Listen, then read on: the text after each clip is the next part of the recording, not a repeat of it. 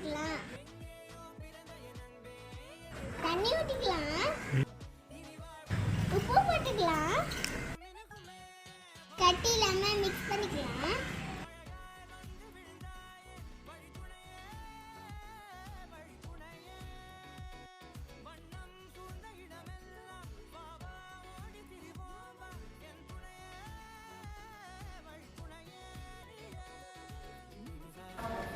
அடிச்சிட்டு வந்துடலாம்.